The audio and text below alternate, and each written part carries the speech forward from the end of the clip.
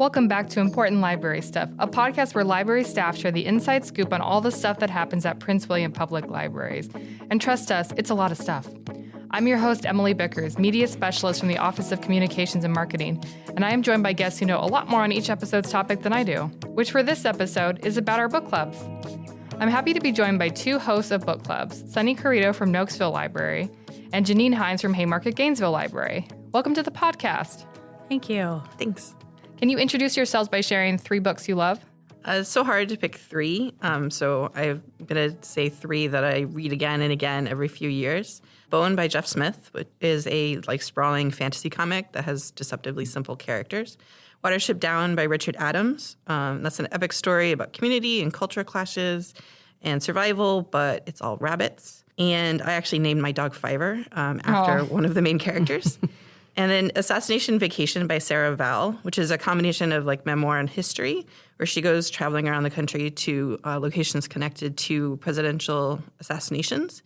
And the audiobook is actually on Hoopla, and that's really fun because she is a radio person, so she writes to read things out loud, but also has a lot of cool celebrity guest stars, which is fun. That's great. I'm Janine Hines, and I tried to think about 3 books, and like you said, it's really hard. But I thought about 3 different books from different parts of my life. So I used to be a huge John Irving fan. A Prayer for Owen Meany is one of my favorite books of all time. I want to read it now to see if I still love it that much. But my son's middle name is Owen after it. I love teen literature. I'm a children's librarian, and teen books I devoured for many years. I have been not reading as much lately, but Eleanor and Park by Rainbow Rowell is one of my favorites that I'll reread over and over again. And then I just wanted to list one that I read recently. I don't know if this is a book I would recommend, but it's called A Little Life by Yana Yamariyara. It's one of those doorstoppers that I've been wanting to read for a long time, and it is deep, it is dark, the characters are just amazing. Her writing is just amazing. So I'm not going to list off all of our book clubs for our listeners. Last I checked, there's over 20, and new ones pop up frequently. But there are virtual ones that take place in person at the library, and also ones that take place at local breweries or coffee shops or restaurants. There are ones that focus on certain genres like historical fiction or horror, or ones that don't focus on any one genre. I encourage our listeners to look at the whole list on our website to see if any pique your interest. You can go to pwcva.gov/library, scroll down to Reading Ideas and Book Clubs, and you'll find the Library Book Clubs page. So which book clubs do you host? I host a Books on Tap club at Cedar Run Brewery in Nokesville, and a Cup of Cozy Mysteries at Vita Nova Creatives and Coffee, which is also in Nokesville. It's actually right by the Nokesville Library. I run the Books on Tap at the Great Maine Brewery. So how is the vibe perhaps a little different at a book club meeting at a brewery or coffee shop than at a library?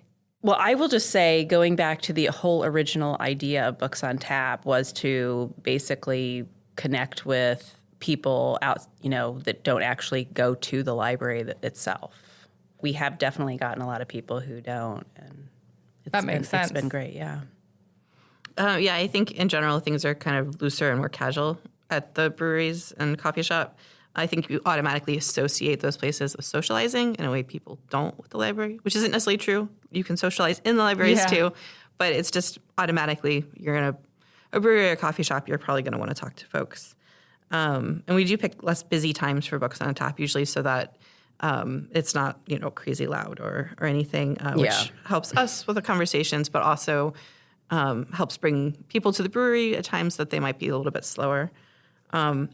But also one of the reasons I decided to do a book club at a brewery and at a coffee shop is because Nokesville Library is very small. I tell people it's about the average size of the average 7-Eleven because there's some 7-Elevens that are bigger than our library. And so if we don't have a meeting room. If we were going to do a book club at the library, it would be right in front of the door, right in front of the service desk. It'd be like being in a fishbowl. It doesn't really encourage a lot of conversation and open communication. So for us, that's completely different than it would be if we had one in the library. And one of the reasons that some of the smaller branches like to be able to host at places like that. Yeah, it's a great opportunity. What's your favorite part of hosting a book club? My favorite part of it is the social part of it, and also being out in the community and supporting a local business. I've had a lot of connections with the breweries over the years because I've done even other Books on Tap.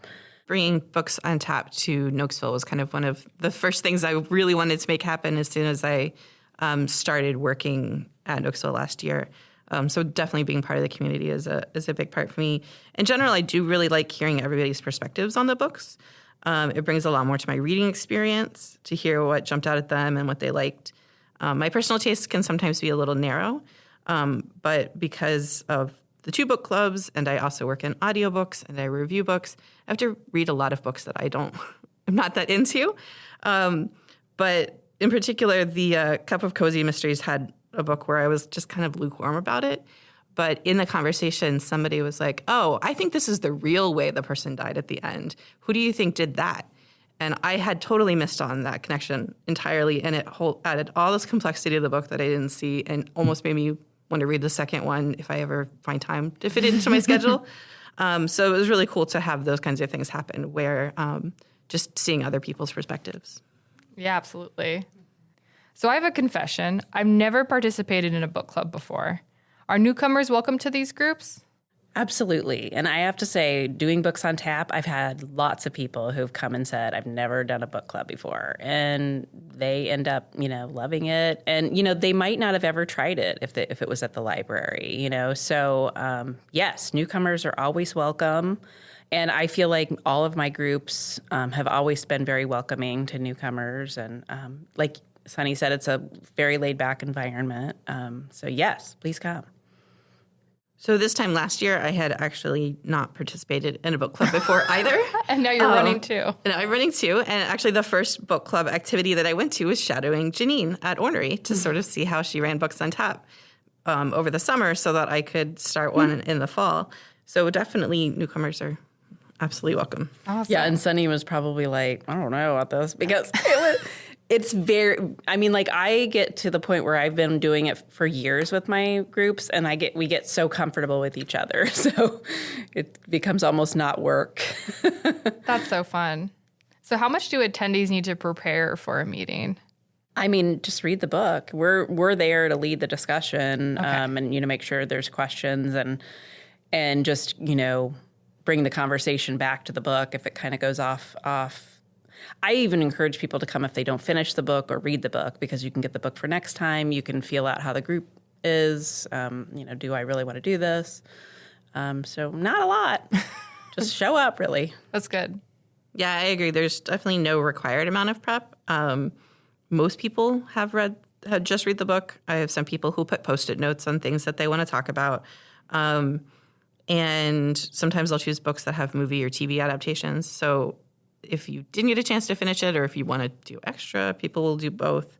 But I also had somebody who didn't finish a book once. They ended up going and finding all these videos and podcasts and things to listen to that explained the rest of the book, so they felt like they could keep up. You definitely don't have to do that level of homework, but it's kind of fun. And definitely, it's totally fine for people to not finish.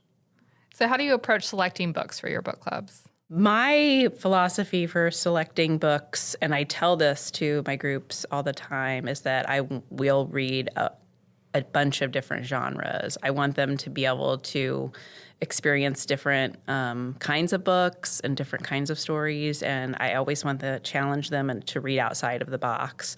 And I pick a lot of books that they don't like, but they read them, and we have great discussions. They still may not like it, but they like that fact that we read a lot of different stuff, and it takes them places they wouldn't normally go with their reading. Yeah. Yeah, I find the same thing. A lot of people are part of the club because they want to kind of be challenged a little bit, to read things they wouldn't normally have picked up, and to be exposed to different stuff. I tend to overthink things. I go back and forth about trying to find just the right book that will fit the time of year. And I was having that trouble in December. And that wasn't too heavy because people are often away and things like that. And we had two people who used to work at Ocean Spray. And so that came up in conversation in one of the clubs. And somebody said, oh, I think I read a cozy mystery that takes place on a cranberry farm. And so I was able to get that through the library, and we were able to read that and had a fascinating discussion about kind of fact-checking the book as to how well it did. It's called Buried Secrets, Berried. Fun. By Peg Cochran. And then to celebrate LitCon at the library in April, I also had them read March by John Lewis, which is a graphic novel. And it was the first time a lot of them had ever read a graphic novel. But a couple of them actually went on and immediately read the other 2 books in the series. So that was really cool that they were there to be challenged.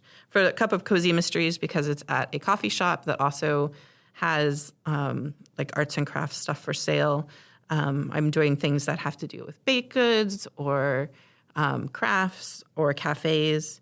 But even though it's kind of a narrow genre, there's still people who are like, oh, I never knew that there were Amish quilting mysteries or things like that.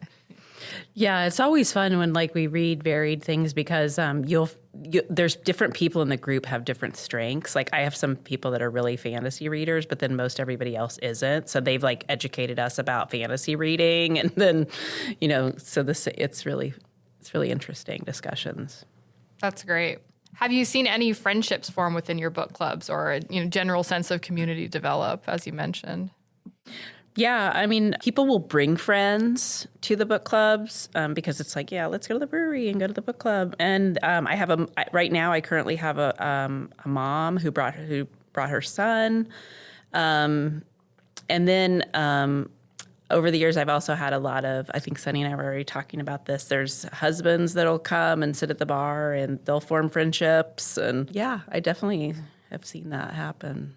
One of the things that kind of gave my Books on Tap a boost is we got adopted by 2 different friend groups who come and have dinner before and hang out for a while and then join the book club. And one of the largest ones, they're fantastic about kind of sitting around, like they spread themselves around the group and involve other people. So even though they're kind of already a group of people who've known each other for a really long time, they help everybody kind of get along. But there's a really great sense of community in my Books on Tap in particular, and I have had people email me multiple times after a meeting to tell me how much fun they had and what a great conversation it was. And I've definitely made friends in the group. At least one of them, she's gotten me to come to the trivia night at the brewery, fun. which I wouldn't have been willing to do on my own because it's really big and kind of imposing, but a lot of fun.